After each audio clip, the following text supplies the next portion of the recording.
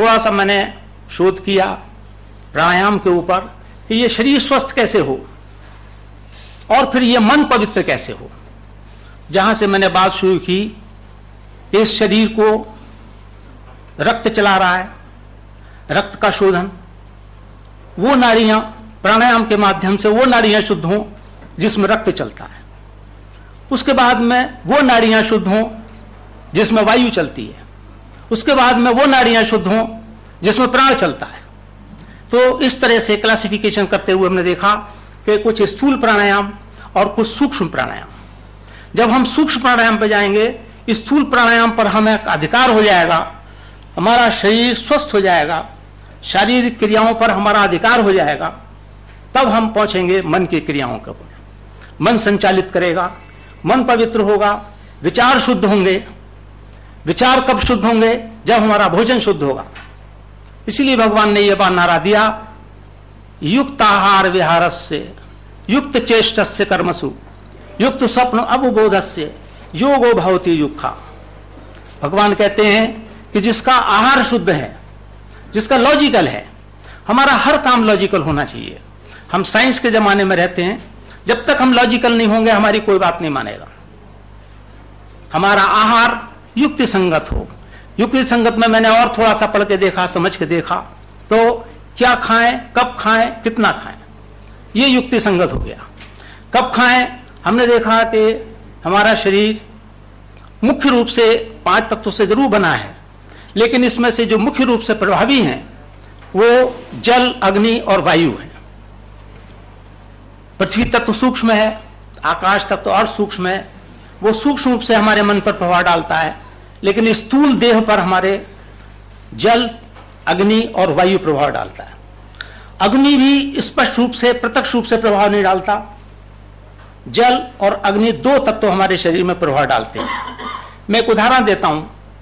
अभी यहां पर एक बहुत सारे इतने सुगंध के फूल रखे हुए हैं, और ज्यादा बढ़िया यहां पर सुगंध रख दी जाए और यहां से पंखा आपकी तरफ को चला दिया जाए, तो आप देखेंगे सुगंध आनी शुरू हो जाएगी आपके पास।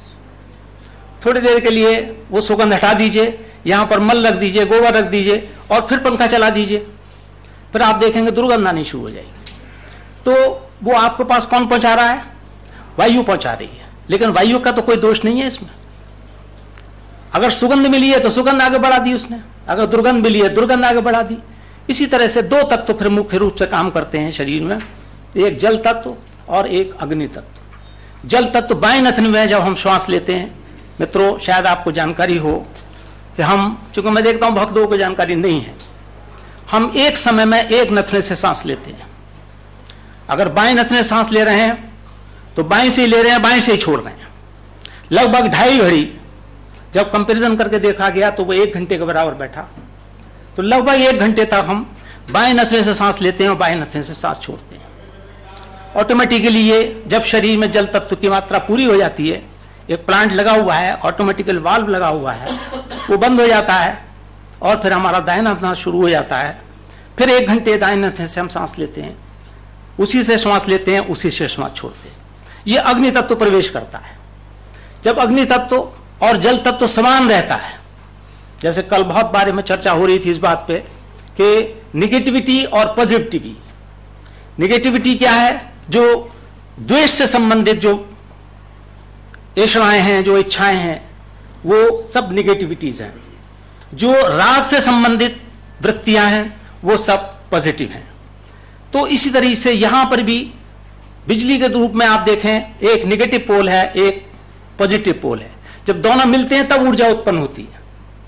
इसी तरीके से हमारे नथने, 2 नथने, बाएं नथने में जल तत्व निवास करता है, दाएं नथने में अग्नि तत्व निवास करता है।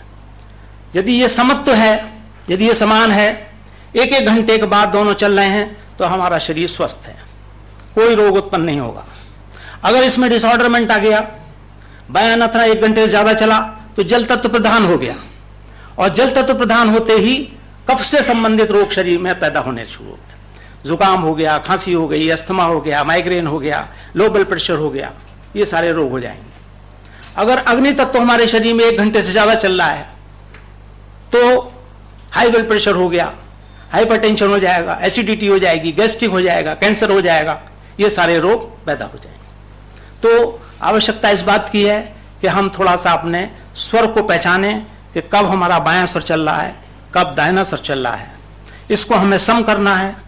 अगर दाहिना ज़्यादा चल रहा है तो बाएं ज़्यादा चला देंगे, बात बराबर हो जाएगी, समत्व हो जाएगा। अगर बायां ज़्यादा चल रहा है, दायां चला देंगे, दोनों को पैरेलल कर देंगे, बराबर कर देंगे और शरीर हमारा स्वस्थ हो जाएगा।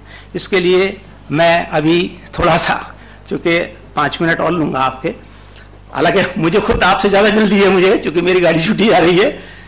तो थोड़ा सा आप जरा सा कमर सीधी करके बैठें। जहाँ जहाँ जो लोग हैं 1-1 मिनट का एक विचार प्राणायाम जरा से कराता हूँ, आप देखेंगे उसका प्रभाव। और ये तो मेरा घर है, मेरा इंस्टीट्यूट, मेरा अपना इंस्टीट्यूट है, मेरा घर है। जब कभी भी आवश्यकता पड़ेगी मैं फिर आ जाऊँगा, आता भी रहता हूँ मैं। तो कमर सीधी करके बैठें और दाहिने हाथ से इस तरह का पोस्चर बनाएं। आप लोग भी बनाएं। अब आपका जमाना आ रहा है, अब ये सर्दी का मौसम आ रहा है। सर्दी का मौसम आते ही हमारे शरीर में जल तत्व की मात्रा बढ़ने लगेगी, अग्नि तत्व कम होने लगेगा, खांसी उठानी शुरू हो जाएगी, जुकाम होगा, खांसी होगा, ये सारे रोग हो जाएंगे। तो मैं कभी कभी कहता हूँ, एक मुरादाबाद में हमने एक सीनियर सिटीजन वेलफेयर सोसाइटी बनाई है, उसका मैं प्रेसिडेंट हूँ, और मैं कहता हूँ कि जवानों से ज्यादा बुड्ढों को स्वस्थ रहने की जरूरत है। तो लोग कहते हैं आप बुड्ढे हैं क्या? मैंने कहा नहीं, मैं बुड्ढा नहीं हूँ, मैं तो I am a young man of 70 years old।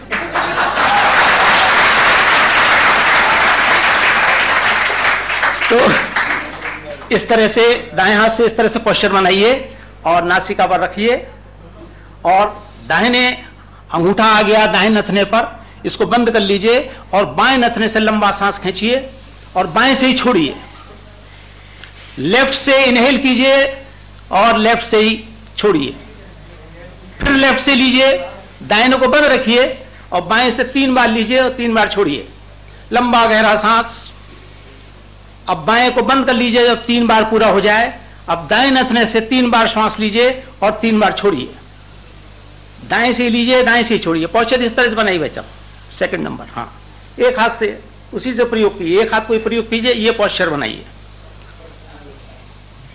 जब 3 बार हो जाए तो हाथ को हटा लीजिए जल्दी से और दोनों नथनों से सांस खींचिए और मुंह से सांस छोड़िए। जितनी ये यहां पर, अब इसको समझ लीजिए, अब रुक जाइए। ये 7 श्वास प्रश्वास मिलाकर एक प्राणायाम हुआ, इसको रिपीट करिएगा 3, 4, 5 बार कम से कम इसको कीजिएगा। तो आप देखेंगे बहुत जल्दी नासिका की जो नाड़ियां हैं वो फ्रेश होने लगेंगी। इसको समझ लें, हमने मुंह से सांस क्यों लिया? एक घर्षण किया हमने। साइंस का एक नियम है, जब तक फ्रिक्शन नहीं होगा जब तक पावर एनर्जी पैदा नहीं होगी। जब फ्रिक्शन दिया है हमने, लगातार एक ही लाइन में 3 बार खींचा है, लगातार दूसरी लाइन में 3 बार खींचा है, वहां फ्रिक्शन पैदा हुआ।